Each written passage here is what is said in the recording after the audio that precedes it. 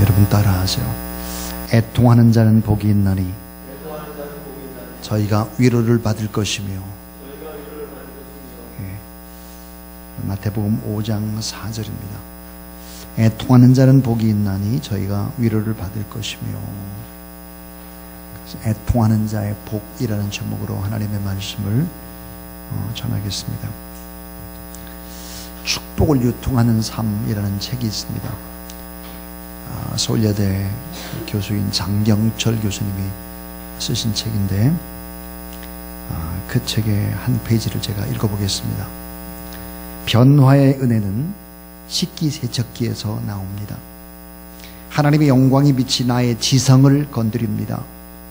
나의 감성 속에 들어갑니다. 내 손과 손발을 거칩니다. 그러면서 내 고백으로 이어지고 내 삶을 통해, 헌신을 통해 나타날 때 이것이 하나님께로 되돌아가는 것입니다. 그때 영광의 순환운동이 일어납니다. 나는 행동을 고칠 수 없으나 하나님의 영광의 순환운동이 들어가면 그 돌고 도는 영광이 내 인생을 새로운 인생으로 만듭니다. 우리 안에 더러운 오물이 있습니다.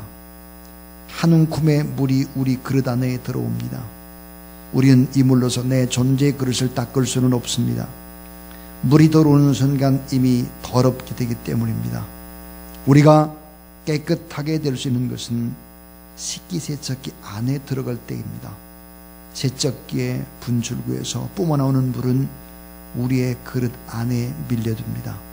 그 물들은 다 낭비되는 것 같으나 내 존재의 그릇 안에 있는 찌꺼기들을 깨끗하게 씻으면서 흘러갑니다. 하나님의 영광이 순환되는 것은 마치 식기세척기에 물이 순환되면서 우리 존재의 그릇을 정화시키는 것과 매우 흡사합니다. 하지만 식기세척기의 비유에는 한계가 있습니다. 세척기에 나오는 물은 그릇의 겉면을 닦을 뿐입니다. 그 물은 그릇의 내면에 침투할 수 없습니다. 하지만 하나님의 영광의 빛은 그렇지 않습니다. 그 빛은 우리의 외부를 닦을 뿐 아니라 우리의 내면을 정화시키고 더 나아가서 우리의 영혼을 하나님의 빛깔로 물들입니다. 바로 이것이 신앙인의 운명입니다. 그 영광이 나를 통해 넘칠 때 내 뼛속까지 하나님의 영광의 빛깔로 물들게 됩니다. 그리고 하나님의 빛으로 인해서 나만 깨끗해질 뿐만 아니라 나를 통해 흘러가는 그 영광의 빛이 우리 역사의 어두움도 밝혀줄 수 있습니다. 여러분, 예수 그리스도를 믿게 되면 성경에 보니까 죽은 양심도 다시 살아난다 그랬습니다. 뿐만 아니라 우리의 겉모습, 이 겉모습도 바뀔 뿐만 아니라 우리의 내면 세계, 그래서 뼛속까지 다 이게 바뀌어지고 변화된다, 그렇게 얘기를 했습니다. 오늘 저는 애통하는 자의 복이라는 제목으로 하나님의 말씀을 전하겠습니다. 여러분, 구원받은 백성들이 맨 먼저 갖춰야 할 것이 있다면 그것은 새 사람으로 변화되는 속사람의 변화, 성품의 변화, 인격의 변화일 것입니다. 우리는 천국을 소망하고 살아가는 사람들인데 이 세상의 사람들과의 삶과는 달라야 합니다. 방향이 다르기 때문에 그렇죠. 그래서 가장 중요한 것이 달라야 되는 것이 성품이다 라고 하는 것입니다. 그 성품의 변화를 우리 주님은 팔복이라고 말씀을 하셨습니다. 그래서 첫 번째 복이 심령이 가난한 자의 복 그랬습니다. 우리 지난 주일날 심령이 가난한 자, 이 심령이 가난한 자는 누구를 가리키나 해서 네 가지 이야기를 드렸습니다. 하나는 내 자신이 무능하다는 사실을 가슴 절절히 깨닫는 사람이 심령이 가난한 사람이다 그랬습니다. 두 번째는 겸비한 마음을 가진 자다. 겸손한 마음을 갖는 것입니다. 왜냐하면 내가 제일 무능하다는 걸 알기 때문이죠. 근데 여기서 끝나질 않습니다. 이 세 번째는 굶어 죽게 된 사람이 먹을 것을 사모하듯이 그렇게 하나님의 은혜를 사모하는 것이다 그랬습니다.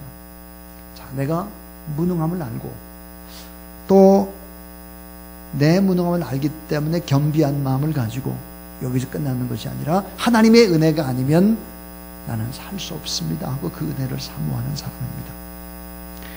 이 심령이 가난한 자는 누구일까? 어린아이처럼 단순하고 진실하고 깨끗해서 어린아이가 엄마 아빠를 의지하듯이 그렇게 하나님만 의지하는 자가 심령이 가난한 자다 그랬습니다. 여러분, 우리 자신이 죄인임을 깨닫고 무능함을 깨닫고 무가치함을 깨닫는 것은 축복의 시작입니다.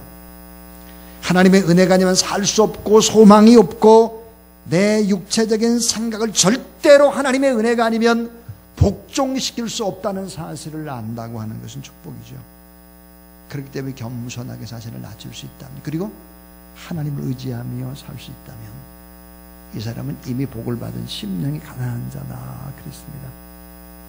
근데 심령이 가난한 자는 오늘 두 번째, 애통할 수밖에 없다 하는 거예요. 심령이 가난한 사람과 애통하는 사람은 아주 깊숙한 관계를 맺고 있습니다. 여러분 따라하세요. 애통하는 자는 복이 있나니 저희가 위로를 받을 것이며. 자, 여러분, 저희가 위로를 받을 것이며 그랬습니다. 우리의 삶을 돌아보면 참 밝게 웃고 행복해하는 것보다 고통스럽고 괴롭고 염려스럽고 눈물겨운 일들이 더 많습니다. 어떤 분은 인생을 이렇게 정의했습니다. 인생은 울면서 이 땅에 태어나서 울음소리를 들으면서 이 세상을 떠나고마는 존재가 인생이다 그랬습니다. 어떤 철학자는 이렇게 인생을 정의했습니다. 인생은 없고 없다가 없어지는 존재다 그랬습니다.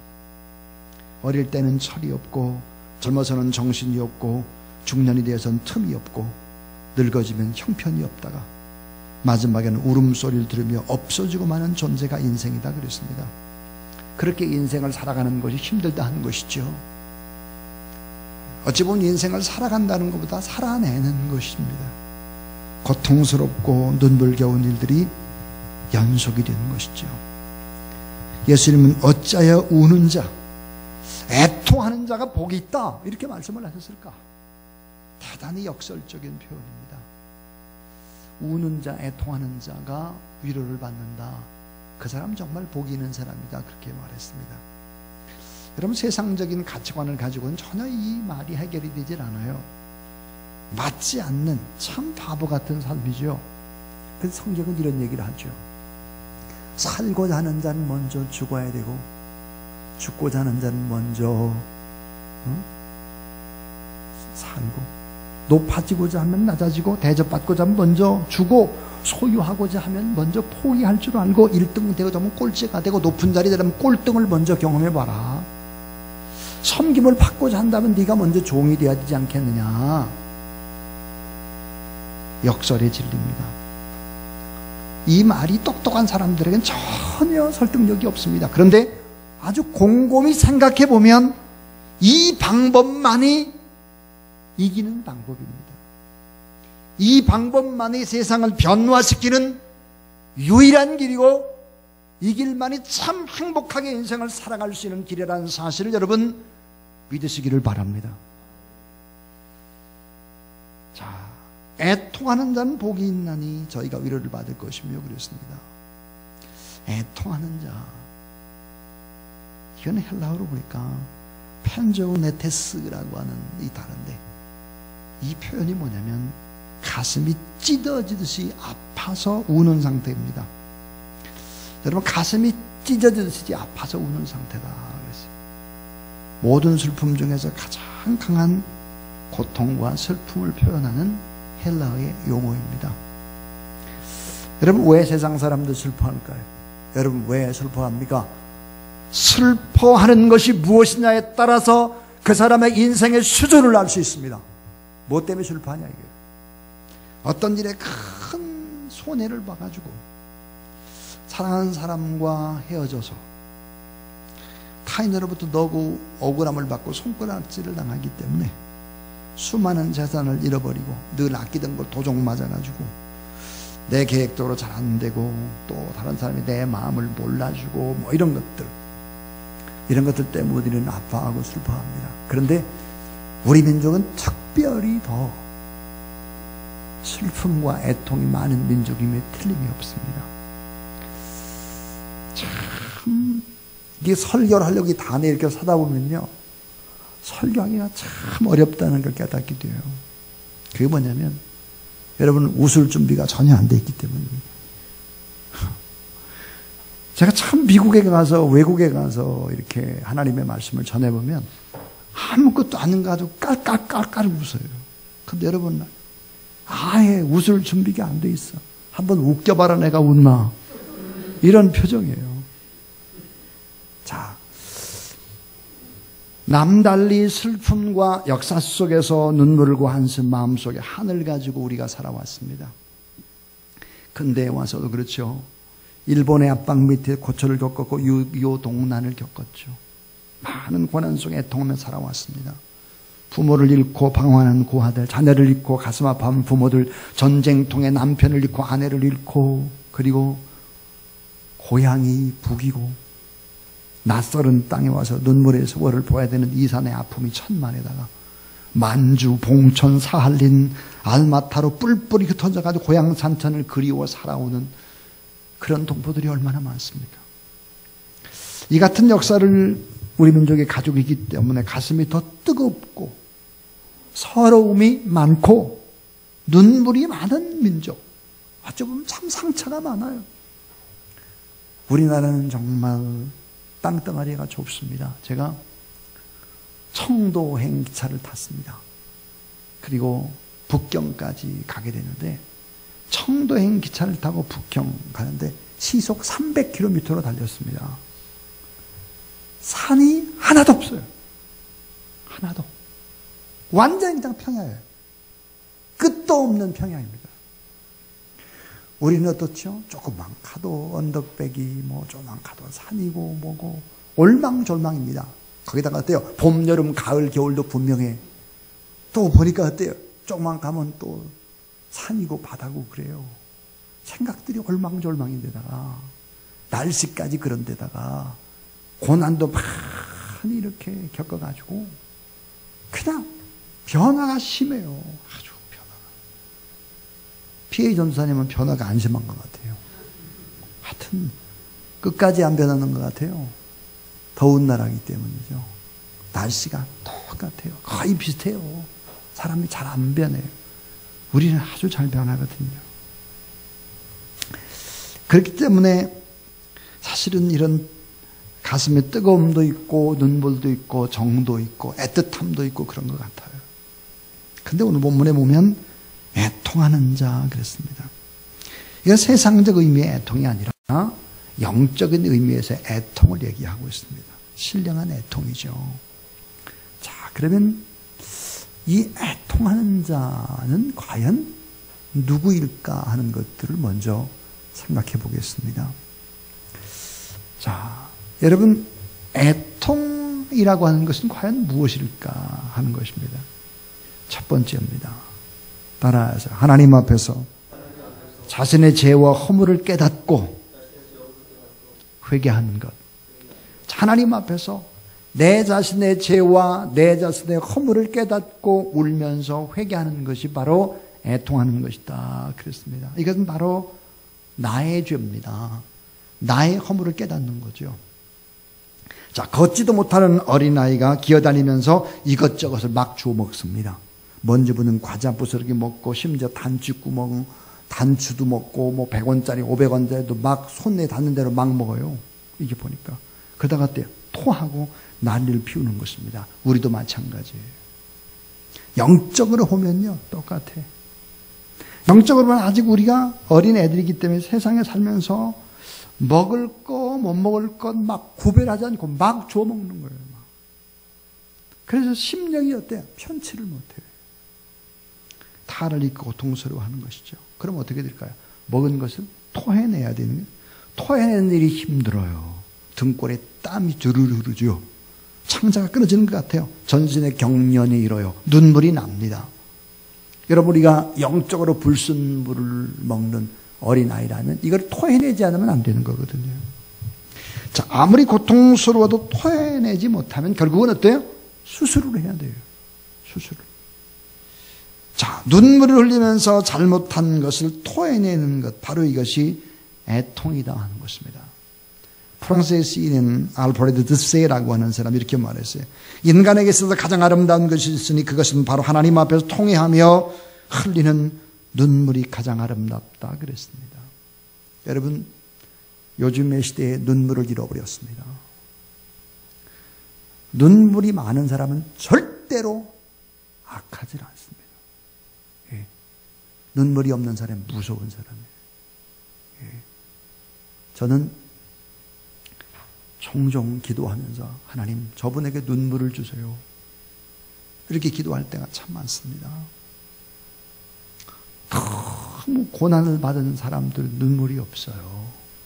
여러분, 고아들 막 혼자 이것저것 너무 고난에 뼈가 막힌 사람들은 울지 않습니다. 여러분, 이게 나쁜 거예요. 사실은 인간에게는 가장 아름다운 것이 있으니 그것은 바로 하나님 앞에서 통회하며 흘리는 눈물이다 그랬습니다. 전 지금까지 목회를 하면서 하나님 앞에서 눈물을 흘리는 사람은 마음이 따뜻한 사람, 부드러운 사람, 변화의 가능성이 있는 것을 보게 됩니다. 여러분, 구약 성경의 인물 중에 하나님으로부터 가장 칭찬을 받은 인물이 있다면 그는 누구일까? 모든 백성들로부터 존경을 받는 인물은 다윗입니다. 성경에서 가장 많이 나오는 인물, 한 800번 정도가 나오는 인물이 다윗입니다. 사도행전 13장 22절에 보니까 하나님께 다윗을 칭찬하기를 이렇게 말했어요. 내가 이새의 아들 다윗을 만나니 따라하세요. 내 마음에 합한 사람이다. 자, 내 뜻을 다 이루게 하리라, 이렇게 말씀을 했습니다. 하나님께서 다윗을 이처럼 사랑한 이유가 뭘까 하는 거예요. 왕으로서의 자질이 탁월해서 그렇습니까? 아니면 뛰어난 지혜와 지식과 지략을 가지고 있기 때문에 그렇습니까? 아니면 아주 창의적이고 행정적인 소환의 능력 때문입니까? 성경은 그렇게 얘기했진 않아요. 가장 많이 애통한 자인 것입니다. 남보다 많은 회개의 눈물을 흘린 사람이에요. 시편 16편 6절에 보면 내가 여호와 앞에 범죄하였나이다. 내가 탄식함으로 곤표하여 밤마다 눈물로 내 침상을 띄우며 내 이를 족신하이다. 시편 42편 3절에 내 눈물이 주하로 내 음식이 되었나이다. 시편 33편 18절에 보니까 여호와는 마음이 상한 자를 가까이 하시고 중심에 통회하는 자를 구원하시는도다. 눈물을 너무 많이 흘리는 사람입니다. 여러분, 베드로는 어떻게 수제자 베드로가 됐을까? 그는 어떻게 변화를 받고 로마까지 가서 복음을 증거하고, 사도 베드로가 복음을 증거한 그 내용을 통역자인 마가가 통역을 했어요. 그렇게 기록한 것이 마가복음 아닙니까? 베드로는 어때요? 매일 닭이 울 때마다 자신도 울면서 하나님 앞에서 통회하고 울고 또 울었다 그럽니다. 여러분, 사도 바울이 어떻게 이방 족속들에게 복음을 증거하는, 그때 당시 지구라고 하는 이 지구를 3바퀴 반을 돌 수 있었겠습니까? 바울은 이렇게 애통해합니다. 죄인 중에 내가 개순이라 오라 나는 곤고한 사람이로다 그랬죠. 여러분, 어거스틴이 어떻게 암흑시대 중세시대의 위대한 신학자가 됩니까? 그는 참회력을 쓰면서 자신의 과거 허물에 대해서 항상 슬픈 마음을 가졌다고 기록을 하고 있습니다.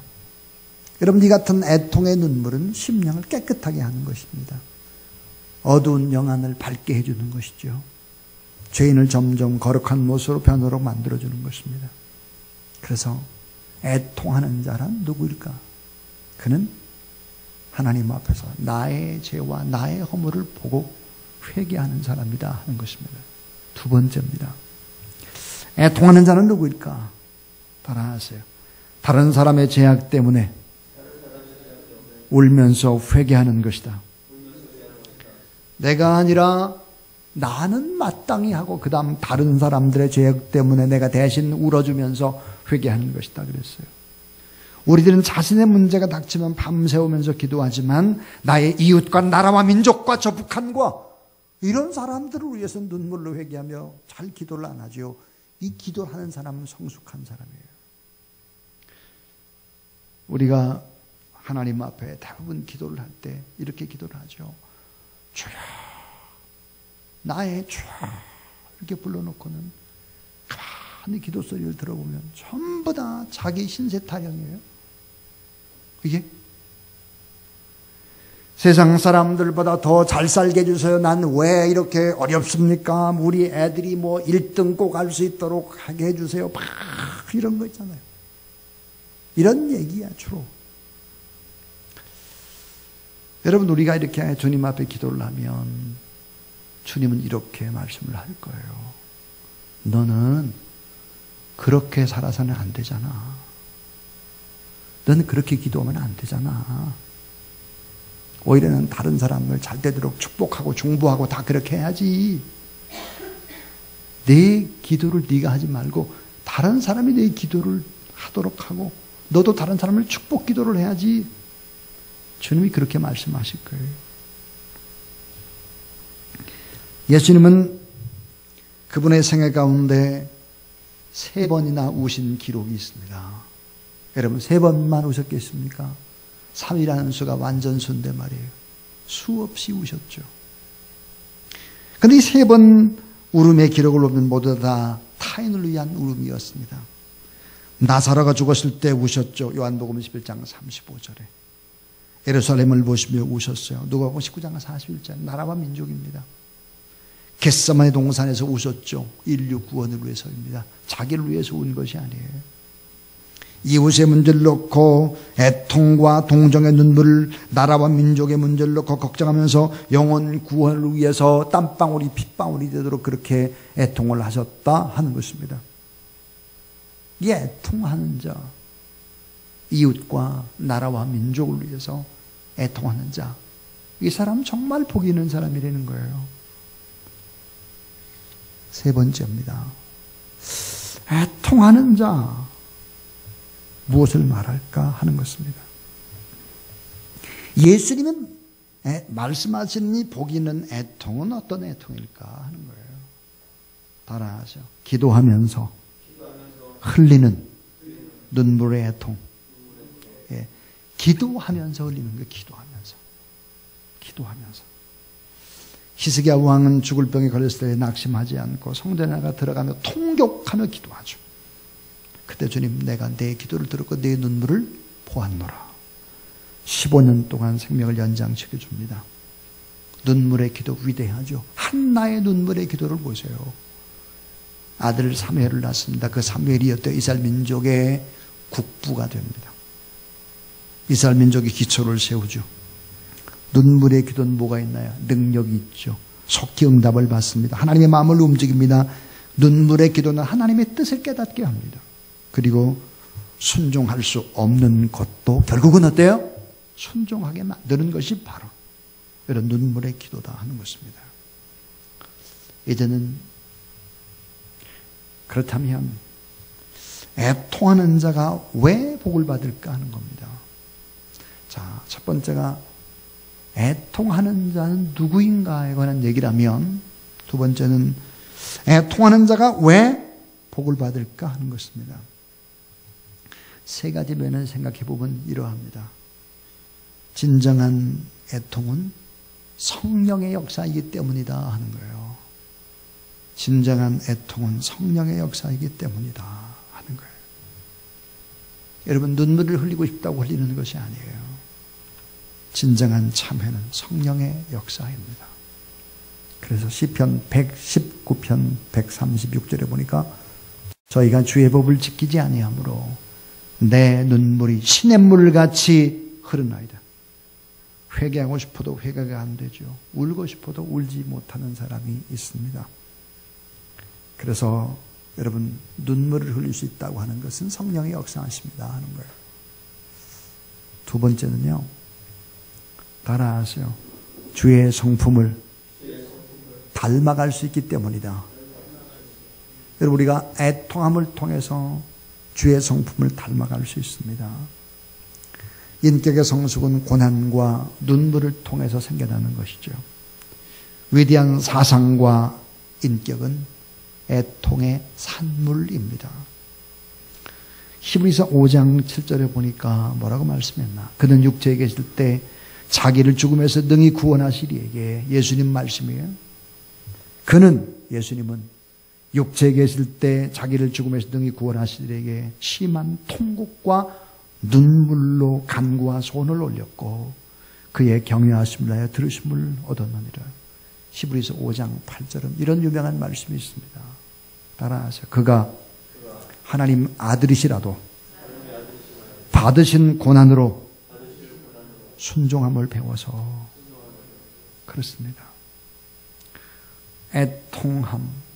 예수 그리스도는 하나님의 아들이지만 통곡과 눈물과 간구와 손을 흘렸다 그랬고, 그가 하나님의 아들이라도 애통하는 이런 고난을 통해서 순종함을 배워서 많은 사람들을 하나님 앞으로 인도할 수 있었다 하는 것이죠. 그래서 이 애통함을 통해서 주님의 성품을 닮아갈 수 있기 때문에 이 애통은 축복이라는 얘기예요. 그 다음 또 하나는 따라 참된 위로와 평안을 얻기 때문이다. 예, 참된 위로와 평안함을 얻기 때문이다. 애통을 통해서 죄책감에서 해방을 받고 참된 위로를 얻고 참된 기쁨을 받을 수 있다 그랬습니다. 자, 애통하는 자가 위로를 받을 것이며, 위로라는 뜻이 뭘까? 위로. 이 위로라는 단어는 따라하세요. 곁으로 부르다. 여러분, 사랑과 위로가 가득하신 주님께서 애통하는 자를 곁으로 부르다 하는 거예요. 그리고 참 안식을 주시고 감싸 주시고 용기를 주시고 희망을 주는 것이다. 바로 그런 것입니다. 따라하세요. 내가 내 기도를 들었고 내 눈물을 보았노라. 예. 참된 위로의 복을 준다 그랬는데 그저 일시적으로 마음의 평안이나 기쁨을 주는 그런 위로를 말하는 것이 아니에요. 초상집에 가서 위로의 말 몇 마디 하는 게 여러분 위로가 됩니까? 죽을 병에 걸려 신음하는 사람한테 가서 위로의 말 몇 마디 한다고 진짜 위로가 되냐고요. 불난 집에 가가지고 참 이거 어쩌냐 하고 위로 몇 마디 한다고 이게 위로가 되냐고요. 이건 위로가 못 돼요. 참된 위로는 근본적인 문제를 해결해 주는 것입니다. 그래서 여러분, 애통하면서 하나님 앞에 울게 되면 근본적인 문제를 우리 주님이 해결해 주신다는 사실을 믿으시기 바랍니다. 병든 사람은 병에서 고침을 받게 될 것이고, 문제 있는 사람은 문제의 해결함을 받게 될 것이고, 죄악이 있는 사람은 참 해방을 경험함으로 위로를 받게 된다 하는 거예요. 고린도후서 1장 3절부터 8절에 보니까 위로라는 단어가 10번 반복됩니다. 위로. 따라하세요. 모든 위로의 하나님, 능히 위로하시는 하나님. 그렇습니다. 하나님의 위로. 이 하나님의 위로란 뭘까? 따라하세요. 견디게 하다, 평안함을 주다, 기쁨을 주다. 그렇습니다. 하나님 곁으로 부르신다는 거예요. 애통하는 자를. 그래서 이렇게 만들어주신다. 하나님의 위로를 받은 사람, 이런 사람은 어떻게 될까 하는 거예요. 오늘의 고통을 이겨나갈 수 있는 힘이 있고, 불안함 속에서도 평안함이 있고, 실패와 좌절 속에서도 새 희망의 기쁨을 가질 수 있고, 그리고 이런 위로를 경험한 사람은 다른 사람을 위로해 줄 수 있는 힘이 생겨나는 것입니다.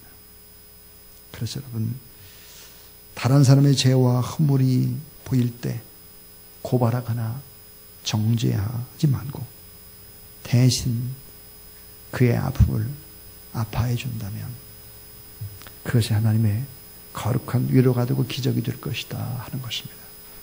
오늘 이 시대에 가장 필요한 복이 심령에 가난한 자의 복이요, 애통하는 자가 복이 될 것이다.